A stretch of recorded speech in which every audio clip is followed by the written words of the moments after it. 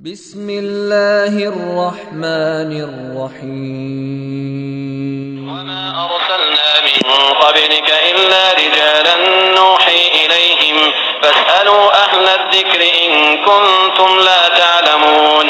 اور اے پیغمبر، ہم نے تم سے پہلے بھی کسی اور کو نہیں، انسانوں ہی کو پیغمبر بنا کر بھیجا تھا جن پر ہم وحی نازل کرتے تھے۔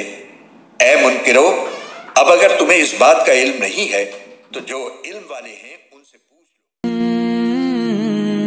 اے نوجوان منزل تلاش کر۔ تقبل اللہ منا ومنکم عید مبارک علینا وعلیکم۔ اللہ اکبر اللہ اکبر اللہ اکبر، لا الہ الا اللہ، اللہ اکبر وللہ الحمد۔ مفتی صاحب سے کچھ مذاکرہ ہوا تھا، تو مفتی صاحب نے کہا کہ بھائی کچھ باتیں ایسی ہے جو ہم اپنی سطح سے بیان کرتے ہیں اور عوام کی سطح کچھ ہوتی ہے، تو عوام اس بات کو نہیں سمجھ پاتی ہے۔ تو جو علماء سے مفتیان سے سمجھ کے کچھ باتیں عوامی سطح پہ بتاوی جائیں تو انشاءاللہ زیادہ سمجھ میں آئیں گے۔ عرض کرنا ہے کہ جب ہم کسی راستے پہ چلتے ہیں، اس پہ جب دو راہ آ جاتا ہے یا تین راستے آ جاتے ہیں تو آدمی کیا ہوتا ہے؟ کنفیوز ہو جاتا ہے، کدھر جاؤں؟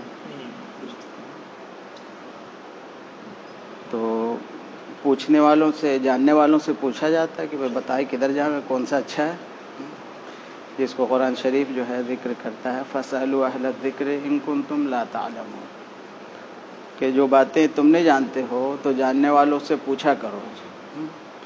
یہ قرآن شریف میں اس کا تکرار ہے، سورۃ الانبیاء کی 7 نمبر آیت ہے، اور بھی کئی جگہ اس عنوان سے بات کی گئی ہے قرآن شریف میں۔ تو اسلام ایک ایسا مذہب ہے جو استنجا کرنے سے لے کر حکومت کرنے تک کا آپ کو سولوشن، حل بتاتا ہے، پیدائش سے لے کر کے موت تک کا ہر مسئلے کا حل بتاتا ہے، اور عبادات ہو، ایمانیات ہو، اخلاقیات ہو، معاملات ہو یا معاشرت ہو، ہر شعبے میں ہم کیسے زندگی گزاریں اس کے بارے میں ہماری رہبری کرتا ہے۔ صحابہ کرام رضی اللہ عنہ اجمعین سے یہود جو ہے کہا کرتے تھے کہ تمہارے نبی کیسے ہیں کہ تمہیں استنجا کا طریقہ بتاتے ہیں؟ تو صحابہ کہتے تھے الحمدللہ، اللہ رب العزت نے ہمیں ایسا نبی دیا جو ہمیں استنجا کرنا بھی سکھاتے ہیں، حکومت کرنا بھی سکھاتے ہیں، سماج میں کیسے رہیں وہ بھی سکھاتے ہیں، اللہ کی عبادت کیسے کریں یہ بھی سکھاتے ہیں۔ تو خاص جو ابھی ہمارے یہاں بیٹھنے کا جو مقصد ہے، تو مفتی صاحب کی خواہش تھی کہ ہم لوگ بات کریں کہ شبہات جو دو راہ تیراہ آ جاتا ہے تو ہم اپنے شبہات پہ استحکام کیسے پاویں، یعنی ہم کانفیڈنس کے ساتھ صحیح راستے پہ کیسے چل سکیں۔ اس کے لیے ضروری ہے کہ ہمارے اندر بیداری ہو۔ بیداری شبہات کو دور کرتی ہے، بیداری شبہات کو دور کرتی ہے، اویئرنیس اوائڈ ٹیمپٹیشن، اس عنوان پہ کچھ باتیں عرض کرنی ہیں۔ تو خاص کر کے دین کے معاملے میں ہم دیکھتے ہیں کہ ہمارے اندر کچھ آپس میں ٹکراؤ ہے، کچھ لوگ کچھ کام ایسے کرتے ہیں، کچھ لوگ کچھ کام ایسے کرتے ہیں۔ میں سعودی عرب میں رہتا ہوں، مکہ مکرمہ جاتا ہوں تو کچھ لوگ ہاتھ یہاں باندھتے ہیں، کچھ لوگ یہاں باندھتے ہیں، کچھ لوگ یہاں باندھتے ہیں، کچھ لوگ جو ہے نماز میں رفعتین کرتے ہیں، کچھ لوگ نہیں کرتے ہیں۔ بہت سارے ٹکراؤ ہم دیکھنے کو، ہم سبوں کو ملتا ہے۔ تو کیا اسلام اس کا حل نہیں بتایا؟ اسلام میں اس کا حل نہیں ہے؟ ضرور ہے۔ تو میں جو باتیں عرض کر رہا ہوں تو اس میں آپ کو آسانی سے سمجھ میں آئے گا کہ یہ جو حالات آئے ہیں کیوں آئے، اور اس میں ہمارے لیے راہ نجات کیا ہے، ہمارے لیے کانفیڈنس کی بات کیا ہے۔ تو حضور صلی اللہ علیہ وسلم کے زمانے میں صحابہ کرام رضی اللہ عنہم اجمعین اسفار کیا کرتے تھے، سفر کیا کرتے تھے، یعنی دین کی خدمت کے لیے دور دور جاتے تھے۔ تو حضور صلی اللہ علیہ وسلم کی زندگی میں کچھ صحابہ تو ایسے تھے جو ہمیشہ ساتھ میں رہے آخری سانس تک، کچھ صحابہ ایسے تھے جو بیچ میں کہیں چلے گئے دین کی خدمت کے لیے، جیسے معاذ ابن جبل رضی اللہ تعالیٰ عنہ جب یمن بھیجے جا رہے تھے تو اللہ کے نبی صلی اللہ علیہ وسلم نے فرمایا، مفہوم ہے کہ معاذ جب تم واپس آؤ گے تو ہو سکتا مجھے نہیں پاؤ گے یہاں۔ آپ رونے لگے، حضور صلی اللہ علیہ وسلم تو بتا رہے کہ ہم نہیں رہیں گے۔ تو جو چیزیں وہ سیکھ کر کے یمن گئے تھے وہاں والوں کو سکھا رہے تھے، اس کے بعد جو 2 سال جو چیزیں حضور صلی اللہ علیہ وسلم نے سکھائی وہ ان کے علم میں نہیں رہی۔ مثال کے طور پہ بتا، ایسے بہت سارے صحابہ بہت دور دور چلے گئے تو جتنا سیکھا تھا وہ چیزیں بتا دی۔ اچھا، حضور صلی اللہ علیہ وسلم کی جو باتیں ہیں، جو کہا انہوں نے، اس کو کہتے ہیں قول، اور جو کیا اس کو کہتے ہیں فعل، اور جس کو ریکومینڈ کیا، جو کام ہوتا ہوا دیکھا اور اس کو منع نہیں کیا، اس کو قبول کیا، اس کو کہتے ہیں تقریر۔ تو حضور صلی اللہ علیہ وسلم کے قول، فعل، تقریر کو حدیث مرفوع کہتے ہیں۔ کیا کہتے ہیں؟ حدیث مرفوع۔ اور صحابہ کرام رضی اللہ عنہم اجمعین کے قول، فعل، تقریر کو حدیث موقوف کہتے ہیں۔ کیا کہتے ہیں؟ موقوف۔ اور تابعین کے قول، فعل اور تقریر کو حدیث مقطوع کہتے ہیں۔ کیا مفتی صاحب سمجھ گئے؟ حدیث کی ابھی 3 قسمیں آپ کے سامنے آ گئی۔ حضور صلی اللہ علیہ وسلم سے جو ثابت ہو رہا ہے اس کو کیا کہتے ہیں؟ حدیث مرفوع۔ اور جو صحابہ سے ثابت ہو رہا حدیث موقوف۔ اور جو تابعین سے ثابت ہو رہا ہے وہ کیا ہو رہا ہے؟ حدیث مقطوع۔ اب صحابہ کے بارے میں تو آپ جانتے ہیں کہ جو حضور صلی اللہ علیہ وسلم کو حیات میں دیکھا اور یا حیات میں ان سے ملاقات کی، دیکھنا شرط نہیں کیونکہ نابینا ہو تو دیکھ نہیں سکتے، اور ایمان کے حالت میں رخصت ہوئے۔ اسی طرح سے تابعین وہ ہیں جو صحابہ کو ایمان کے حالت میں ملے اور ایمان کے حالت میں دنیا سے رخصت ہوئے۔ تو جو میں باتیں عرض کر رہا تھا کہ یہ ٹکراؤ جو ہوتا ہے وہ اس بنیاد پہ ہوتا ہے کہ کچھ صحابہ پہلے چلے گئے، وہ پہلے کی باتیں لے کے چلے گئے، بعد والے جو صحابہ تھے ان کی باتیں دوسرے لوگ لے لیے۔ تو جو مسائل ہوتے ہیں اس میں ہمیں 2 قسم کے موٹے طور پہ مسائل سمجھنا ہے۔ ایک ہوتا ہے مسئلہ منصوصہ۔ کیا ہوتا ہے ابھی؟ کلیئر مسئلہ۔ کیا ہوتا ہے؟ ایک دم کلیئر، اللہ ایک ہے، کسی کو اس پہ اعتراض نہیں، نہ کوئی ٹکراؤ ہے، نہ کوئی اس کی 2 باتیں آپ کو ملیں گی، نہ 3 باتیں ملیں گی، ہے نا۔ رمضان کے روزے فرض ہے 1 مہینہ کا، اس میں کوئی ٹکراؤ ہے؟ اس کے علاوہ کوئی روزہ فرض نہیں ہے۔ 5 وقت کی نمازیں ہیں، فرض ہے، اس میں کوئی ٹکراؤ نہیں ہے۔ ایسے مسائل کو کیا کہتے ہیں؟ مسائل منصوصہ۔ اب مسائل منصوصہ کی کچھ قسمیں ہیں۔ یہ کیا ہوا؟ مسائل ایسے ہیں جو بالکل کلیئر ہیں۔ اچھا، کچھ مسئلے ایسے ہوتے ہیں جو منصوص تو ہوتے ہیں لیکن متعارض ہوتے ہیں، ٹکرانے والے ہوتے ہیں، جس کو کیا کہتے ہیں؟ مسائل منصوصہ متعارضہ۔ کیا کہتے ہیں بھائی؟ مسائل منصوصہ متعارضہ۔ دیکھو بہت دھیان سے سمجھنا ہے، زندگی بھر آپ کے ساتھ جو ٹیمپٹیشنس آئیں گے نا اس کو آپ حل کر سکتے ہو اس ڈکٹیشن کی بنیاد پہ۔ میں جو باتیں عرض کر رہا ہوں یہ بالکل 2.5-3 گھنٹے کی جو تقریر ہے مفتی ابوالقاسم نعمانی صاحب رحمۃ اللہ علیہ کی اور بہت سارے علماء کی، اس کی سمری بیان کر رہا ہوں جو 15 منٹ میں انشاءاللہ میں کوشش کروں گا کہ رکھ دوں آپ کے سامنے، تاکہ آنے والے فل لائف آپ کو اس سے ایک روشنی مل سکے۔ تو جب مسائل منصوص تو آپ سمجھ گئے کہ جس میں کوئی کسی طرح کا کسی کو ٹکراؤ نہیں ہے، کسی طرح کا شک شبہ یا دوسری بات نہیں ہے۔ مسائل منصوص متعارضہ، منصوص تو ہے لیکن متعارض ہے، اس میں ٹکرا رہی بات ٹکرا رہی ہے کہ عبداللہ ابن عمر رضی اللہ تعالیٰ عنہ کی بخاری میں حدیث ہے کہ ہم حضور صلی اللہ علیہ وسلم سے نماز سیکھے ہیں اور شروع میں رفع دین کرتے تھے اور رکوع جاتے ہوئے رکوع سے سر اٹھاتے ہوئے تیسری رکعت پہ بھی رفع دین کرتے تھے۔ یہ کیا ہوا؟ منصوص ابھی سمجھ میں، ابھی یہ منصوص متعارضہ ہو جائے گا۔ کیوں؟ کہ یہی حدیث جو ہے موطا امام مالک میں ہے اور اس میں رکوع کے تیسری رکعت کے رفع دین کا ذکر نہیں ہے، اور بعض اسکالرس نے کہا کہ یہی رفع دین والی حدیث مرفوع نہیں ہے، کیا ہے؟ موقوف ہے، کہ یہ عبداللہ ابن عمر رضی اللہ تعالیٰ عنہ کا قول ہے۔ حدیث صحیح ہے لیکن تعرض پیدا ہو گیا۔ کیا ہو گیا بھائی؟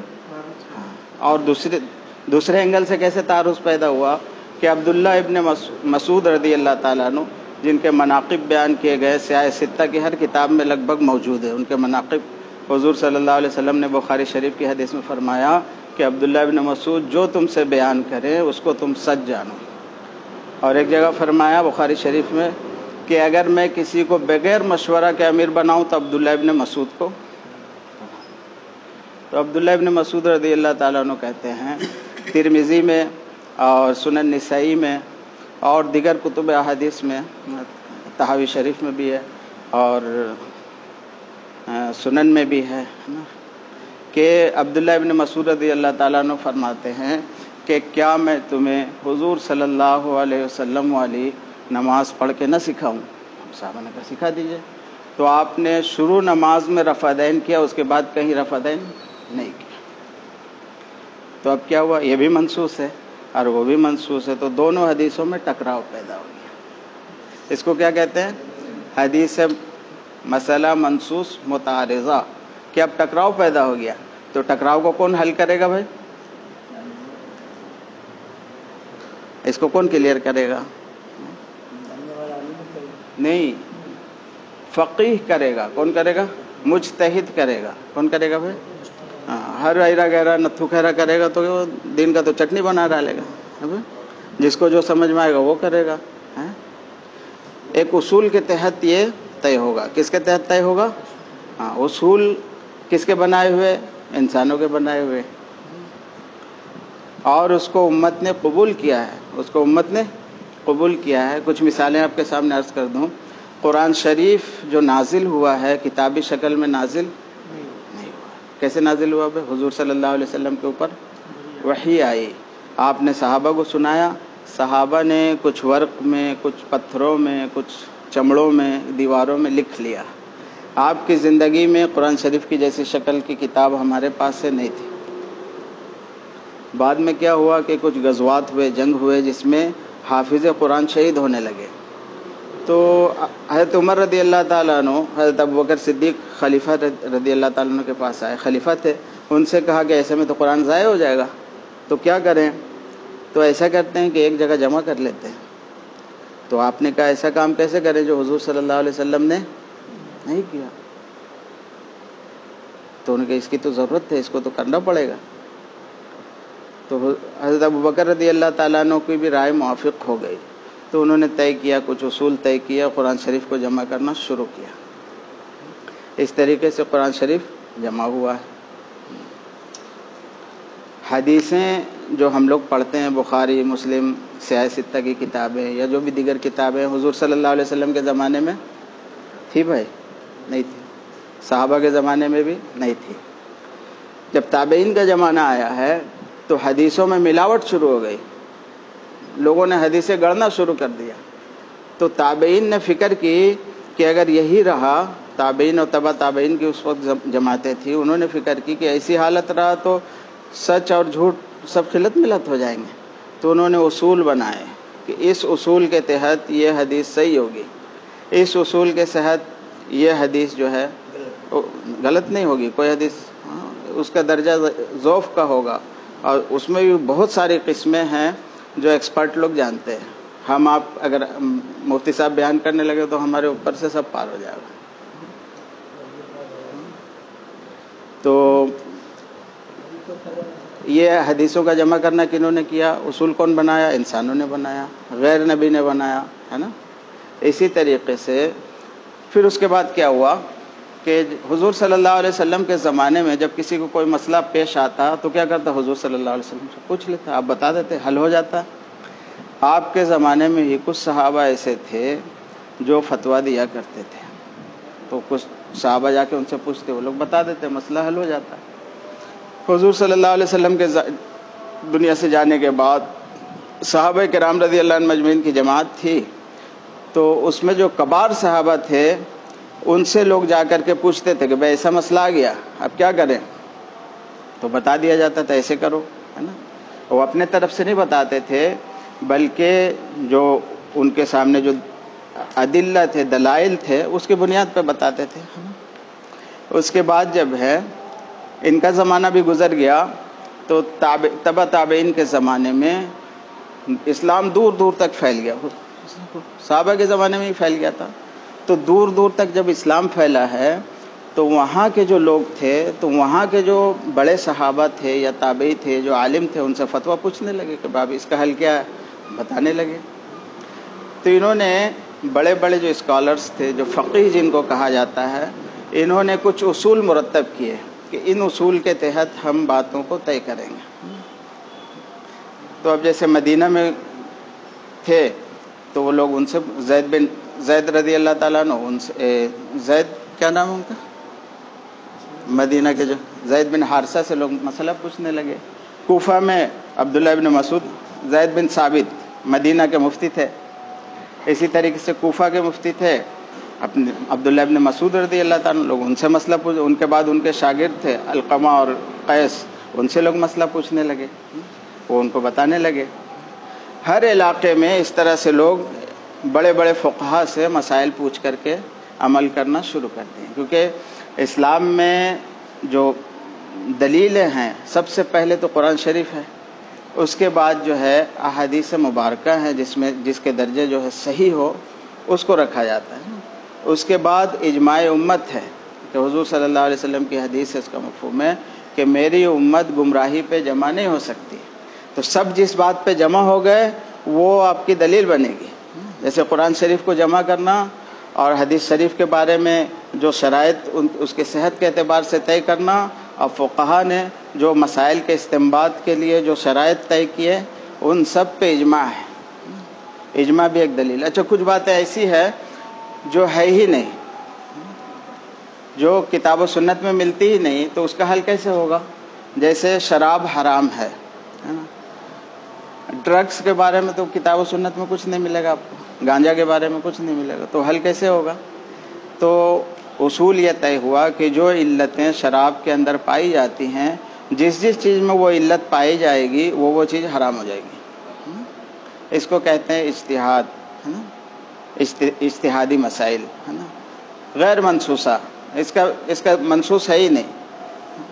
تو ایسے مسائل کو بھی حل کرنے کے لیے اللہ پاک نے ہتھیار دے دیا کہ قیامت تک، ابھی جدید دور کے بارے میں آپ سے بتا، جو بینک کاری ہے، شیئر بازار ہے اور انویسٹمنٹس ہیں، بہت سارے مسائل اسی اصول سے طے ہو رہے ہیں۔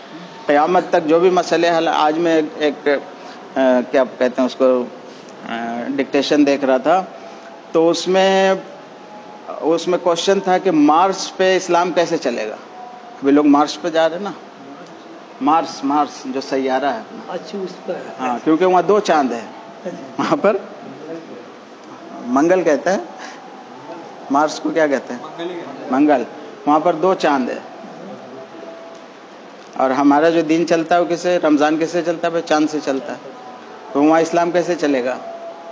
اس کا حل اللہ کے نبی صلی اللہ علیہ وسلم بتا کے گئے کہ جب دجال آئے گا تو کیا ہوگا، ایک دن جو ہے 1 سال کے برابر ہوگا، اور دوسرا دن جو ہے 1 مہینے کے برابر ہوگا، اور تیسرا دن جو ہے ہفتے کے برابر یا عام دنوں کے برابر ہوگا۔ تو صحابہ نے پوچھا کہ اللہ کے نبی پھر ہم کیسے کریں گے؟ تو بولے اس وقت تم اپنے حساب سے کر لینا، یعنی ڈیٹ ٹائم تو اس ٹائم نکلا نہیں تھا، لیکن اللہ کے نبی صلی اللہ علیہ وسلم نے اس کی طرف اشارہ کر دیا۔ تو اب اصل تو یہ دنیا ہے، دنیا کو اللہ پاک نے رہنے کے لیے بنایا انسانوں کے لیے، اب مصنوعی آرٹیفیشلی طور پہ جا کے مارس پہ، چاند پہ یا گلیکسی میں کہیں بھی جا کر کے رہے تو اس کو رہنا تو اسی کے اعتبار سے ہوگا، تو حل تو یہیں کے اعتبار سے نکلے گا.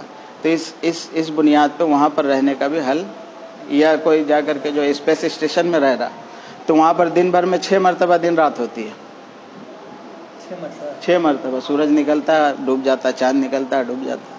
تو وہ لوگ کیا کریں گے؟ ملیشیا سے ایک مسلم جو ہے وہ گئے تو ملیشیا کے علماء نے ان کو فتویٰ دیا کہ آپ جس اسٹیشن سے ٹیک آف کیے ہیں، یعنی ملیشیا کے اسپیس اسٹیشن سے، تو وہیں کے حساب سے وہاں پر 5 ٹائم کی نمازیں پڑھے، رمضان کے روزے رکھے اور عید منائے. تو الحمدللہ ہمارا دین ایسا ہے کہ اس میں تمام مسائل کا حل ہے، اور ہر طرح کے جو ٹیمپٹیشنس ہیں، شبہات ہے، اس کا ازالہ بھی ہے. اصل ہے کہ ہم علماء سے جڑے رہیں، اور علماء سے جو بھی بات ہم کو نہیں سمجھ میں آوے، قرآن کا حکم ہے فَاسْأَلُوا أَهْلَ الذِّكْرِ إِن كُنتُمْ لَا تَعْلَمُونَ، کہ علماء سے آ کر کے آپ پوچھیں تو آپ کو اپنے مسئلے کا حل مل جائے گا انشاءاللہ. اللہ پاک مجھے بھی آپ کو بھی سب کو نیک راستے کی رہبری عطا فرمائے. وآخر دعوانا الحمدللہ رب العالمین.